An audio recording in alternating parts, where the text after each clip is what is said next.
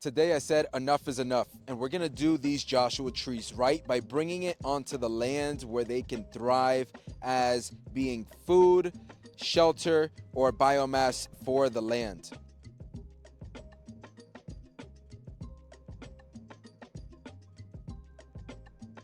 If you've watched my previous videos, you'll know that these Joshua trees, and there are plenty more that have been illegally cut on this part of the land. Now, I do not own this. This is right off of the road on the way to my place, but nobody has done anything with it. There's no building, there's no fences. It's just at least 1 or 2 dozen Joshua trees that have been cut down for no apparent reason. And since I'm building an oasis and a sanctuary for native animals and plants to thrive, I figured this would be a perfect addition to the land.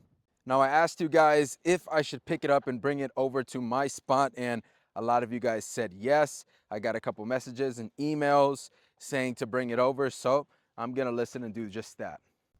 A part of the reason why this is so important to have on the land, just dead wood, is because of all these indents, all these holes that you see. These are breeding grounds for insects.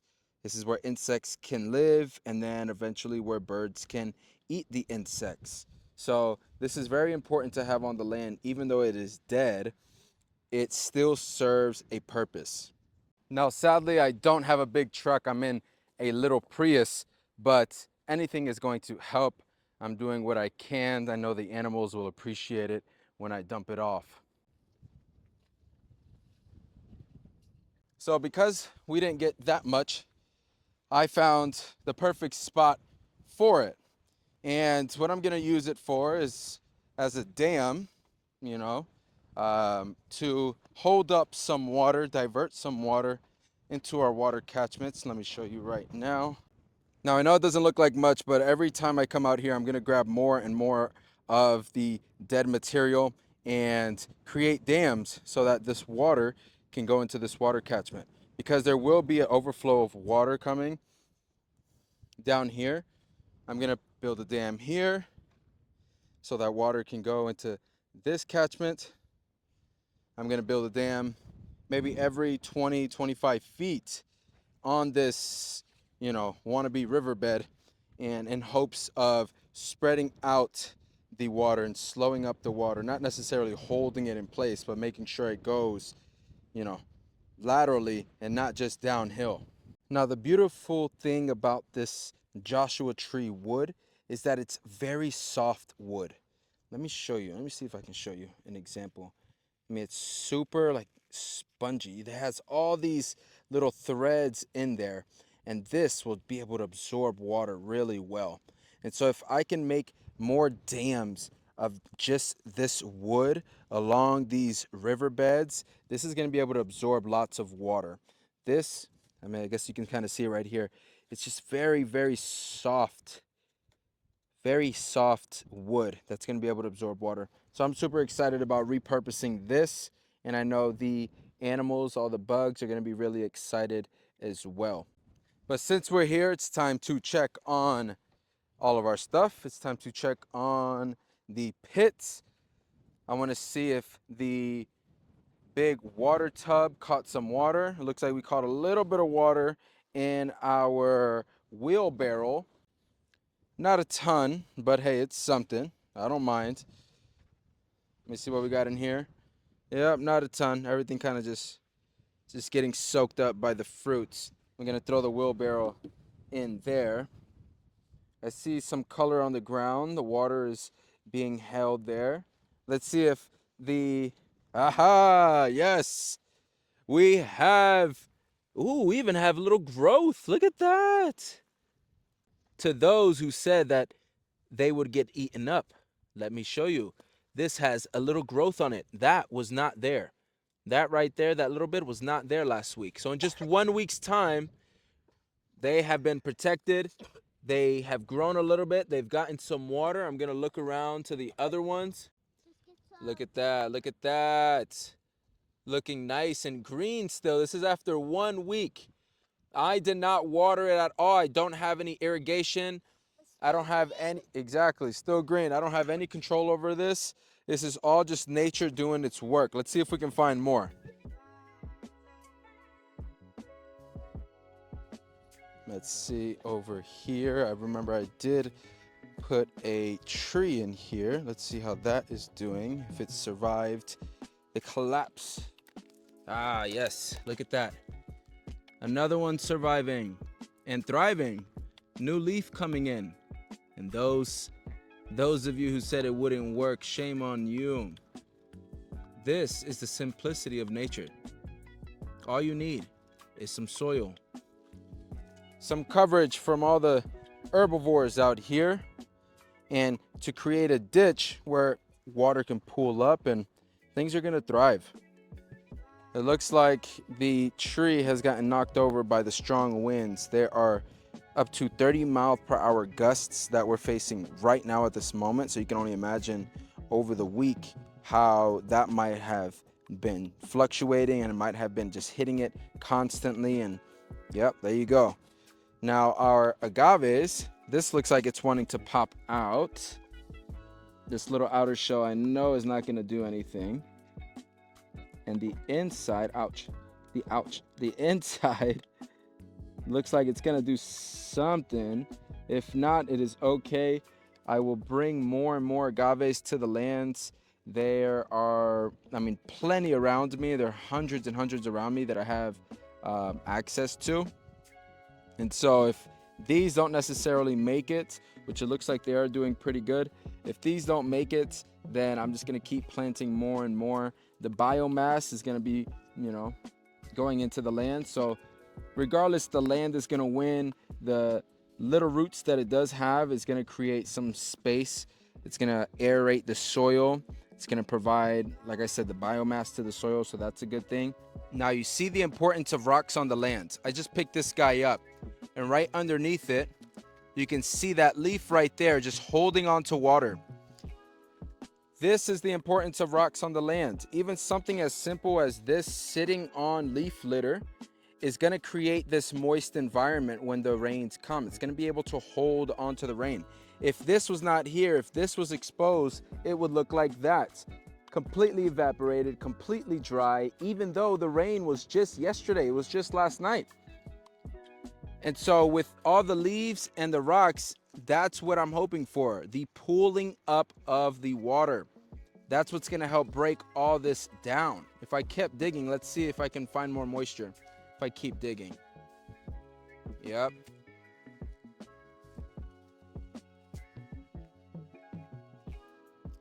Look at that. Super, super moist soil. Yes. Super moist soil. This is how we want it to be. This is how we want it to be. Okay, you can just tell the color difference. Look how light that is from being exposed. Look how dark this is from being under all this leaf litter and all these rocks. This is the importance of covering the ground, guys. Please, if you have land that is just exposed to the elements, it is doing nature a disservice. It is doing the environment a disservice. Cover it. Leave your leaf litter. Stop raking up everything. How wet everything is.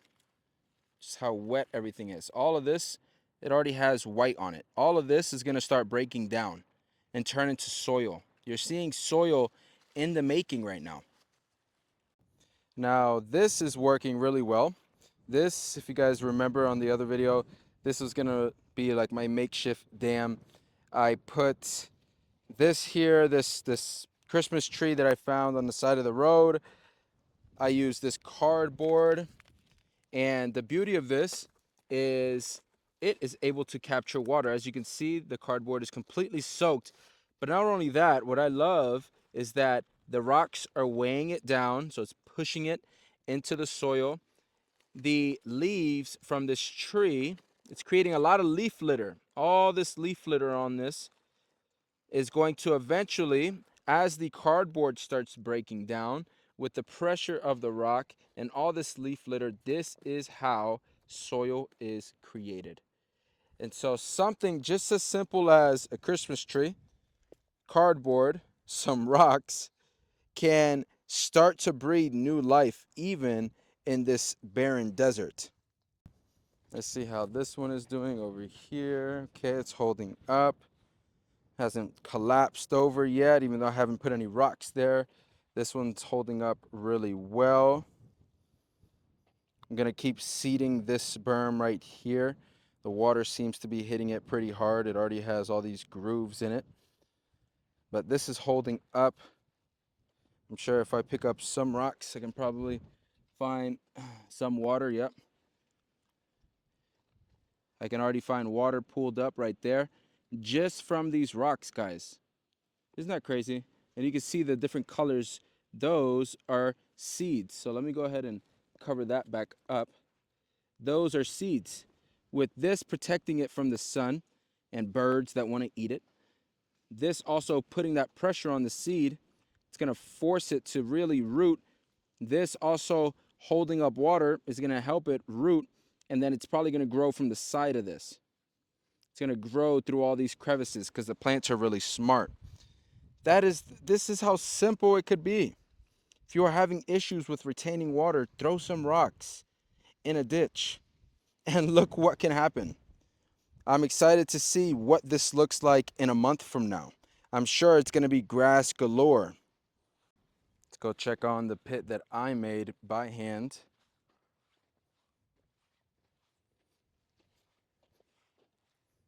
Because it's not lined with any type of tarp, with any type of, plastic lining, pond lining, you're not going to see a bunch of water pooled up, maybe not just right now, as the rains just started coming in 2 weeks ago, and they've been light sprinkles, and it's only been like one a week or at nighttime, so it hasn't really been heavy rains.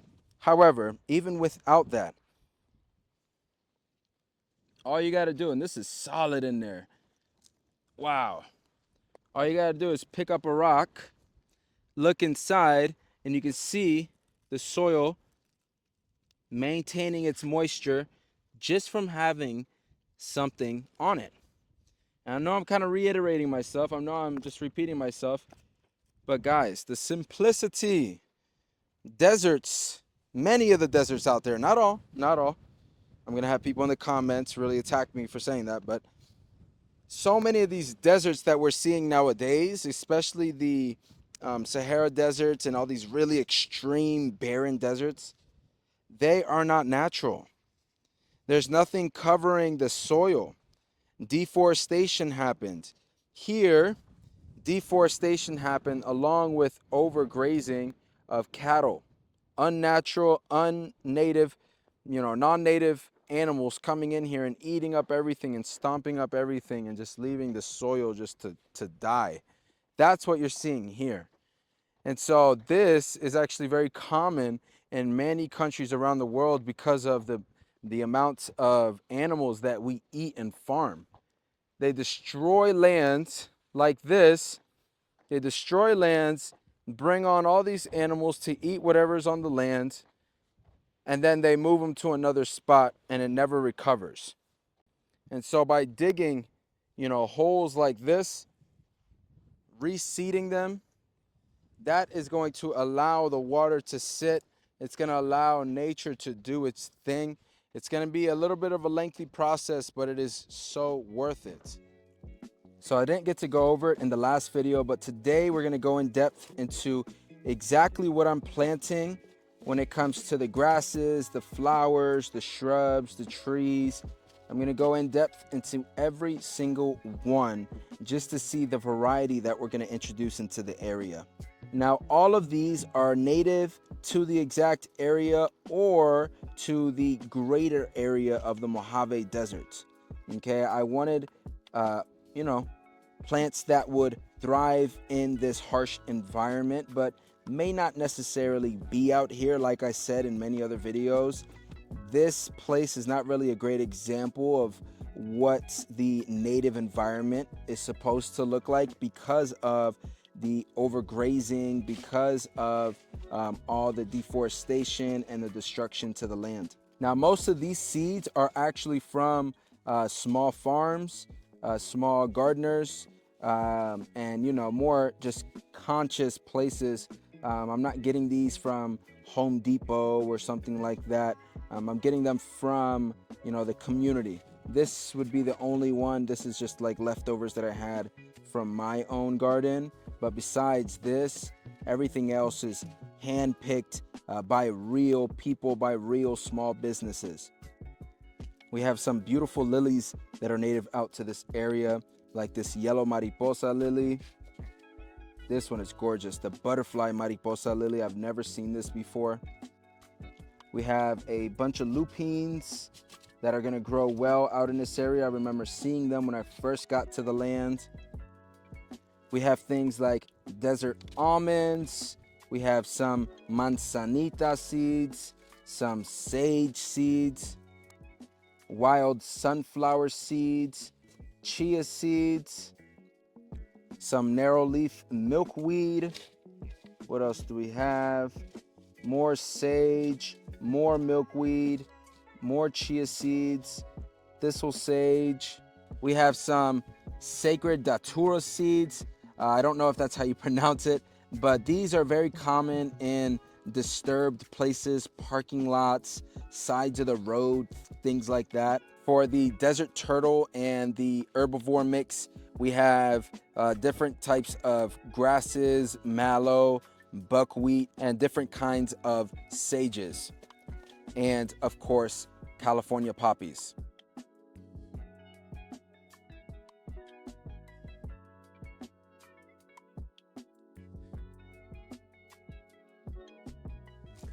This is one of the best places to throw seeds whenever there's a bunch of rocks everywhere that are able to cover the seed, protect it in its early germination phase, and also protect it from the harsh sun and the wind from blowing it everywhere. Now, one of the best places to get seeds to grow is going to be this little compost pit that I created. And that is because of the amount of moisture that is going to be pooled up underneath here. So if I throw some seeds in, especially around the edges of it, the roots are going to be able to climb or to grow towards that water. Not only that, but the compost is going to be providing some great mulch, and it's also going to be providing lots of nutrients. So I wouldn't be surprised if the plants that grow around here are going to be larger than the ones that grow maybe out in the open. I'm going to be throwing in some lupine, some chick lupine. That's what the name is. And this arroyo lupine and California poppy mix that I have. This is going to look beautiful. The colors are going to look beautiful in the springtime when everything starts to bloom. Now, I'm not expecting this to bloom in the next week. I'm not expecting this to bloom by the next episode. These are probably going to need about 2, 3, 4 weeks in order to germinate. I'm going to really start seeing, I'm expecting it to start growing in about a month. That's when I'll see a lot of the green come out.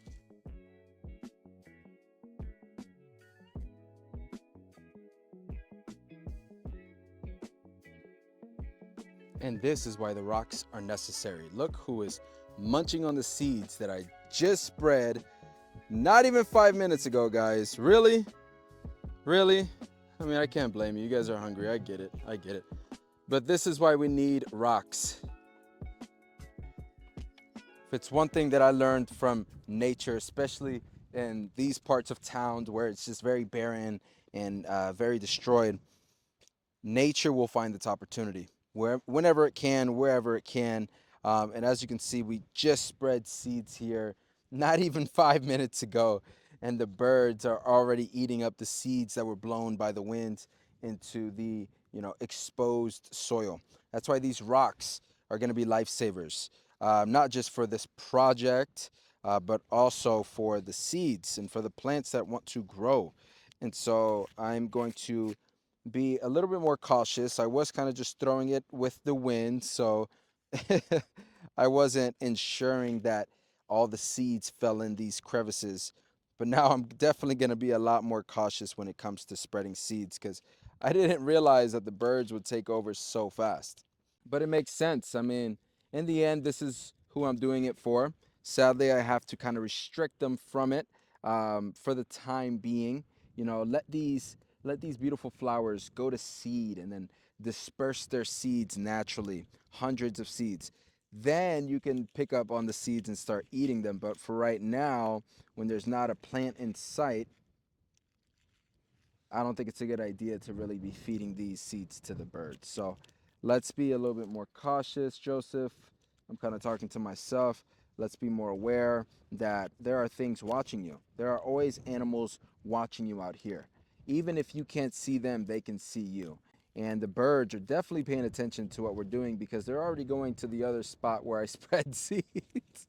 They're already going to the other spot where I spread seeds, so they're kind of just running away from me and eating my trail, eating from my trail of seeds. But remember, guys, when there is one animal, another animal is bound to follow it. Whether it be a predator, whether it be something that's just wanting to mooch off of its hard work and it's a scavenger. So the birds coming in is just an indicator that there's more life here. Humans need to do a better job in observing nature and realize that we are a part of it. And until we heal our relationship with it, with the plants and Earth's inhabitants, then we will not know peace on Earth, regardless of how much we try to mask it, regardless of how much we try to fake the funk. We will never know peace until every other animal and every plant knows true peace. My family loves coconuts, so on a weekly basis, we will go through a dozen of them. And I realized that coconuts are actually great for making charcoal. So what I'm gonna do is I'm gonna take all the coconuts that I have on the land and I'm gonna throw it into the fire pit and turn on the fire next week. And by then, well, we'll start making our own charcoal here on the land or making our own biochar here on the land. And that will be feeding the ground as well. Now, the reason I started bringing coconuts to the land is because of the outer shell, not really for the charcoal capabilities. It was for this right here, the hairs on it.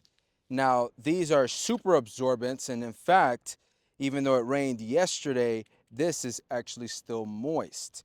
And so I was burying these alongside the different trees and different plants that I first put in when I first got to the land a year ago, so that it could hold some moisture for those plants.